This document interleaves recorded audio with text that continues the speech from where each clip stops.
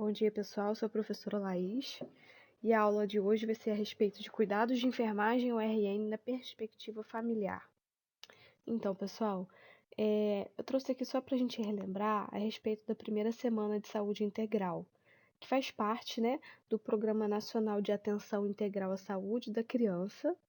E como um dado importante, relembrando que a primeira semana ela foi criada a fim de reduzir a mortalidade neonatal e materna, eu trouxe a seguinte informação: todo ano, mais de 3 milhões de recém-nascidos vão a óbito antes do primeiro mês de vida, dos quais 3/4 morrem na primeira semana e 1/3 não sobrevive ao primeiro dia de vida. Então, alguns indicadores nos levam a esse tipo de informação. Que seriam eles? Por exemplo, falha assistencial. Quando eu falo de falha assistencial, é algo muito abrangente, tá? A gente pode estar falando desde uma consulta, né, de pré-natal, onde não foi evidenciado determinada necessidade. A gente pode estar falando do pré-parto, tá? Equipe despreparada, ausência de material, ausência de atendimento, né? A gente, infelizmente, sabe que isso acontece de forma imensa no nosso país, infelizmente. A gente está falando aí até mesmo já após o nascimento, tá? Falha de atendimento, falha observacional, enfim, muitas situações, né, que a gente consegue imaginar, tá bom? Mas aí falando também de pré-natal deficiente ou ausente, mães que não vão fazer o pré-natal ou que descobrem que estão gestantes já no final da gestação, né? E aí optam por não procurar, descobrem que estão gestantes já no momento de parir. Ou temos o outro lado da história também, será que onde essa mulher mora existe a disponibilidade de atendimento para o pré-natal? Será que ela conseguiu fazer todas as ultrassonografias, todos os exames necessários? Não fez porque quis ou não fez porque não teve oportunidade? A gente sempre tem que pensar sobre esse lado, né? Prematuridade, bebês pré-termos, baixo peso, às vezes ficam muito tempo na UTI neonatal, retornam para casa, mas ainda assim com alguns cuidados importantes, né? Por exemplo, bebês com gastrostomia, ou que necessitam de outro tipo de cuidado, traqueostomizados. Tudo isso pode ser em decorrência da prematuridade, né? A gente pode estar tendo também doenças congênitas, por exemplo, com relação a doenças congênitas, eu posso estar falando da síndrome de Down, por exemplo, todo ser humano, né, que possua síndrome de Down, ele tem um risco cardiovascular importante, entendeu? Então, são situações que a gente vai precisar de um acompanhamento melhor. Isso é dois exemplos, tá? Nem sempre o SUS consegue disponibilizar isso, essa família. Afecções maternas. Quando eu falo de afecções maternas, eu estou falando a respeito de... Estou falando de citomegalovírus, herpes, toxoplasmose, sífilis congênita, tá bom? Condições socioeconômicas. Lembrando que a gente não está falando a respeito de dinheiro aqui, a gente está falando sobre oportunidades, tá?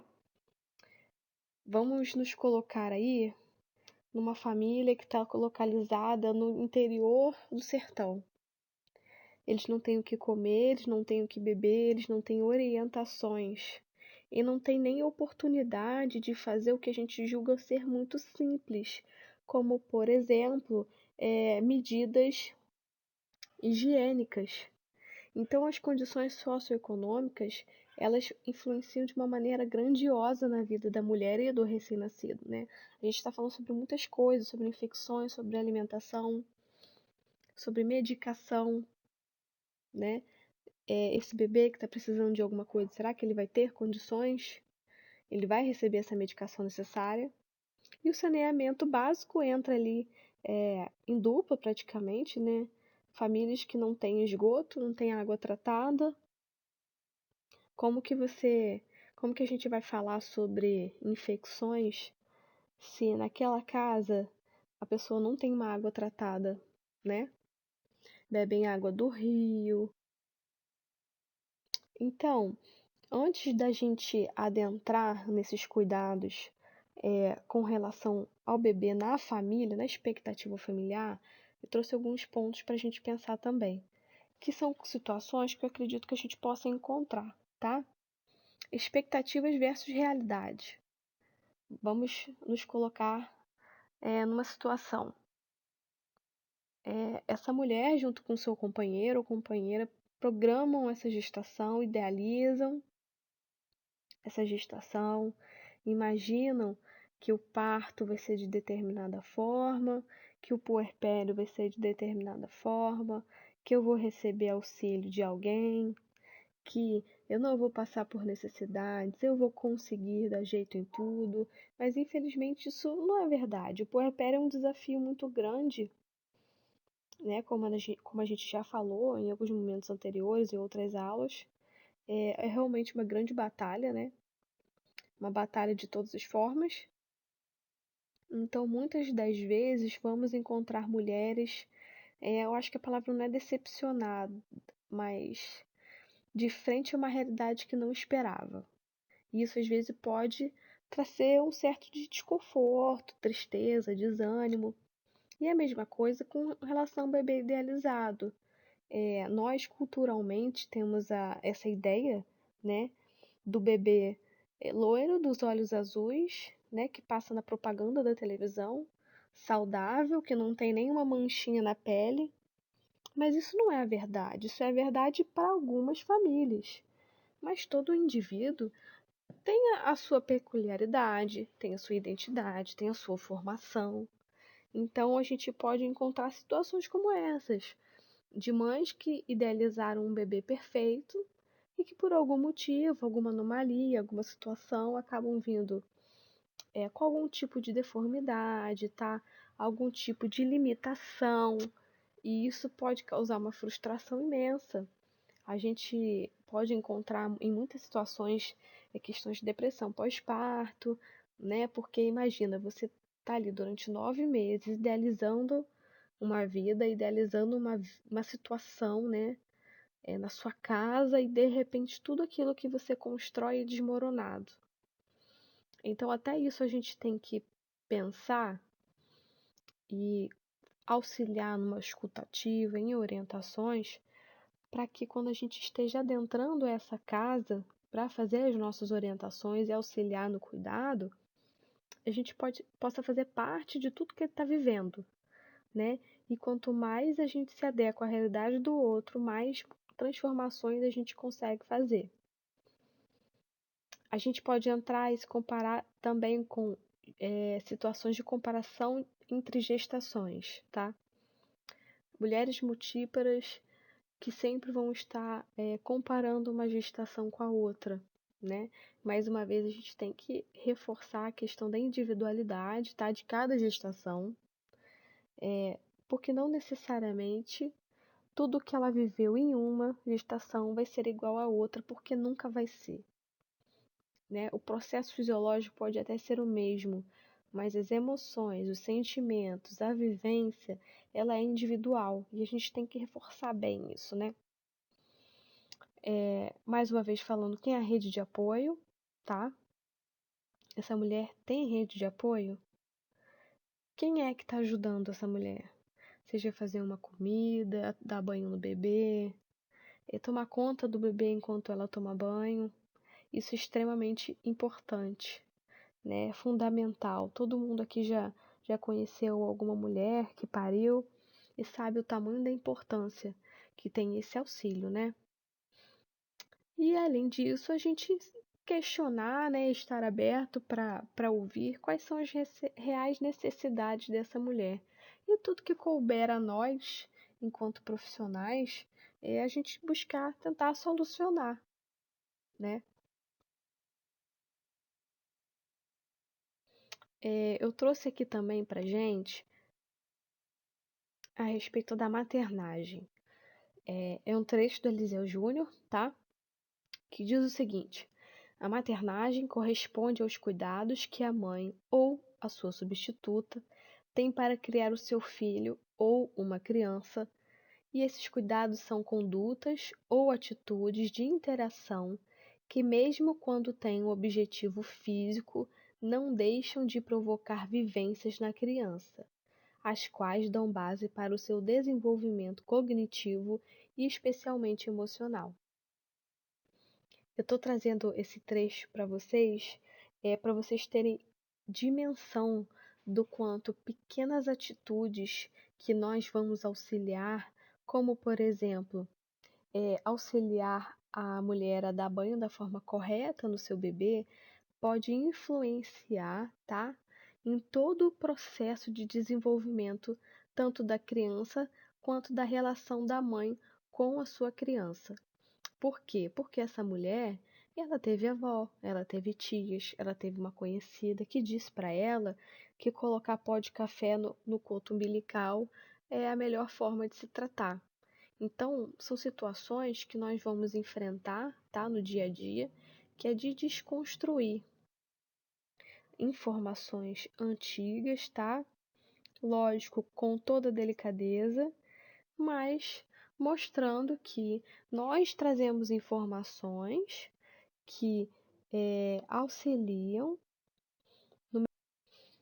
Mas então, em relação ao recém-nascido, né? A gente já falou de primeira semana de saúde integral. Quando a gente for lá fazer a nossa visita domiciliar ou que essa mulher traga esse recém-nascido para o consultório, primeira coisa, pessoal, caderneta de saúde da criança. O Ministério da Saúde, né? O Ministério Público distribui, então toda criança tem que ter a sua caderneta.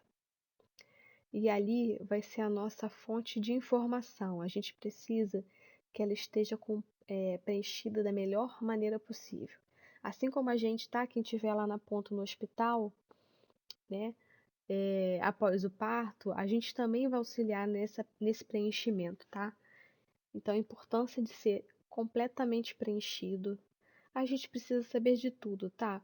Peso, comprimento, qual foi o ápiga, a idade gestacional, quais foram as condições de vitalidade, em que momento nasceu, que horas, quem estava presente, tá? E qual era as condições de alta desse binômio. Então, como era a condição de alta do RN e da mãe? Havia algum tipo de necessidade especial de atenção? Então, tudo isso a gente tem que encontrar na caderneta, tá bom? A partir disso, avaliar e corrigir, se necessário, a pega para a mamada, porque esse é o nosso momento, tá?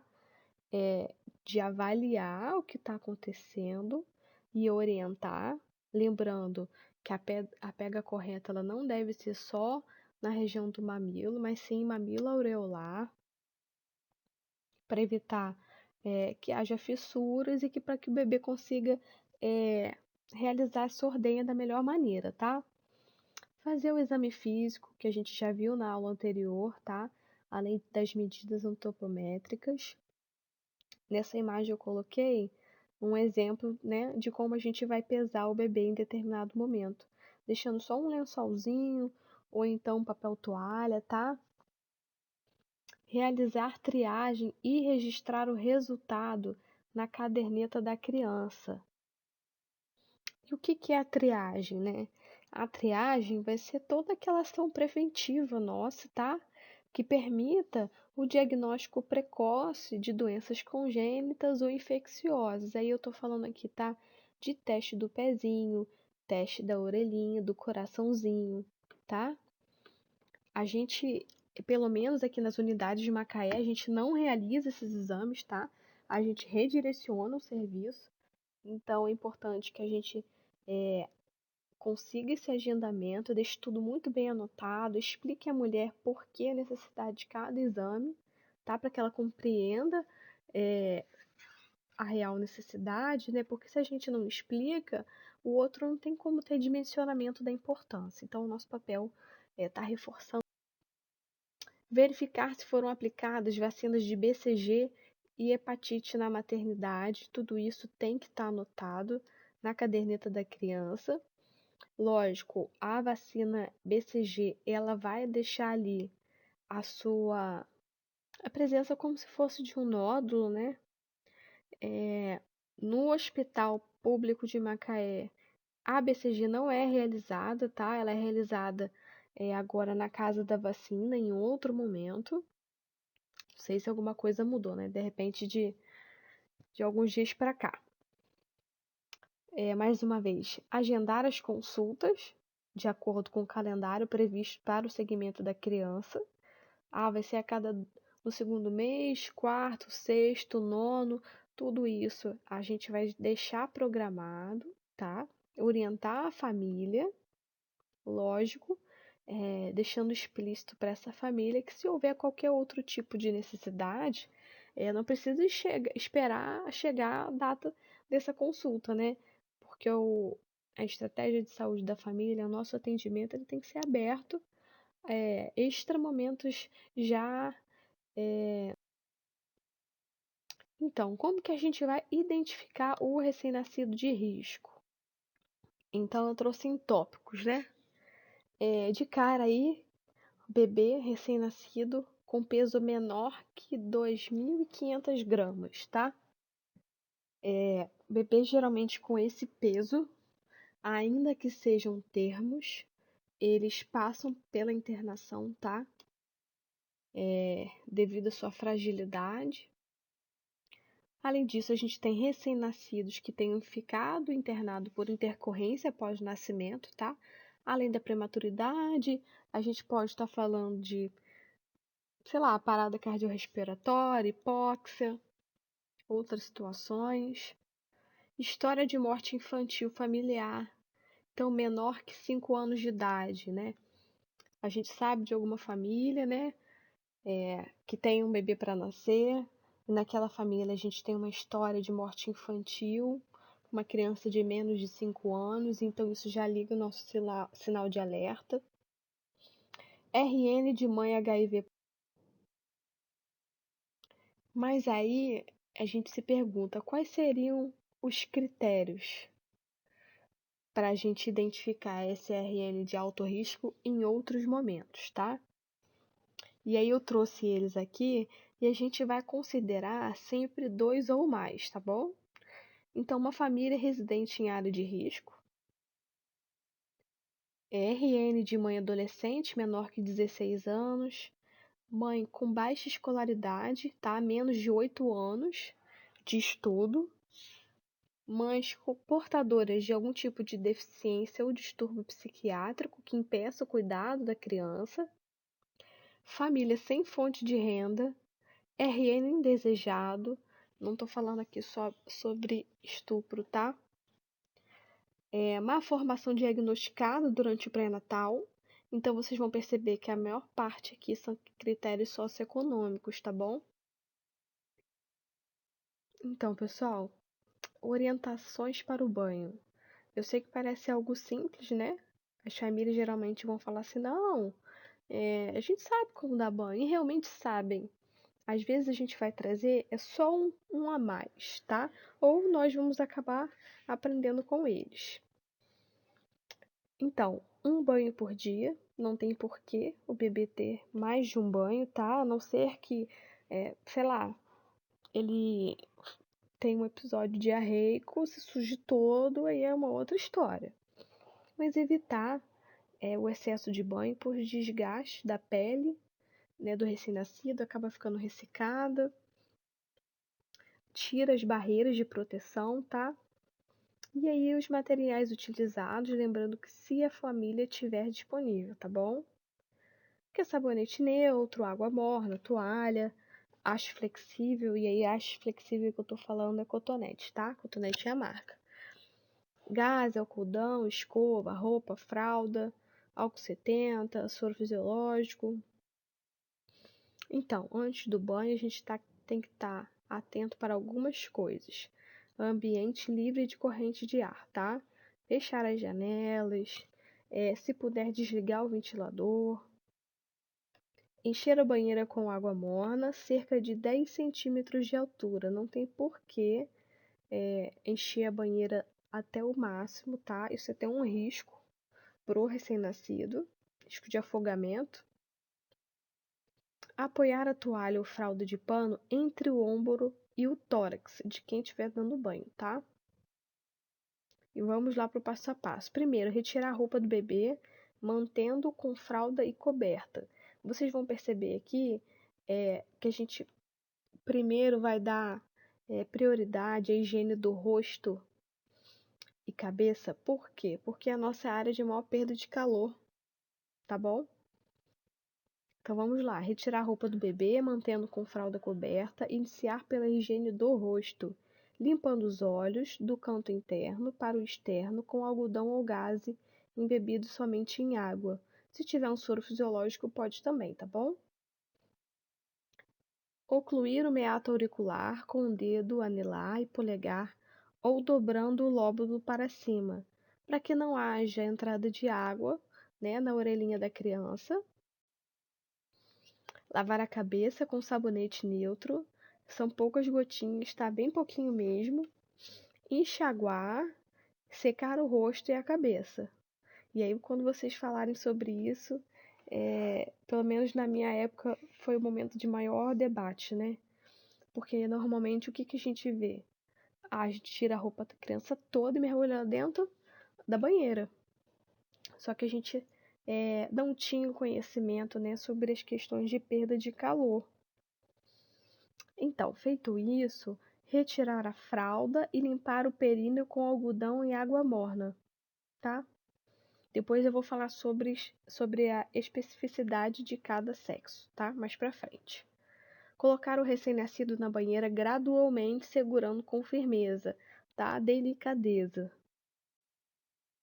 O antebraço esquerdo apoiando a cabeça do bebê e a mão esquerda segurando o braço esquerdo do bebê, mantendo ele assim semi-sentado, tá? Para que a gente possa lavar a região do dorso mais facilmente, tá? Limpar com a mínima quantidade possível tórax anterior, abdômen, braços, pernas, coto umbilical, genitais. Enxaguar aos poucos, tá? Mínima quantidade de água possível e de forma delicada. Após isso, virar a criança e ensaboar o resto do dorso, glúteo, coxas, pernas, secar essas dobrinhas, tá? Interdígitos, palmas das mãos, às vezes a gente não se liga muito nisso, tá? Vestir o tórax e depois colocar o restante da roupa. A gente precisa segurar que esse bebê não perca mais calor, tá? Como eu falei da higiene ocular, sempre de dentro para fora, tá? Não utilizar o mesmo algodão cada vez que você for limpar, né? Então, passou de dentro para fora e joga fora, tá?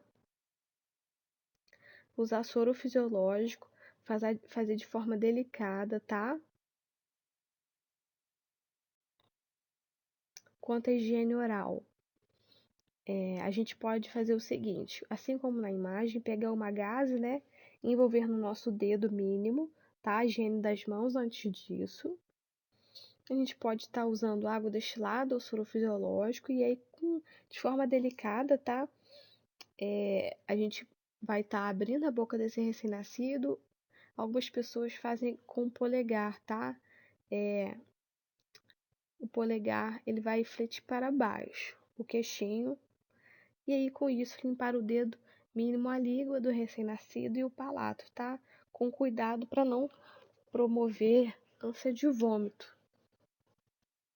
Com relação ao coto umbilical, ele deve ser limpo, né, a cada troca de fraldas após o banho, utilizando cotonete, que é a haste flexível, algodão umedecido somente em álcool 70. Não precisa de mais nada, tá, pessoal?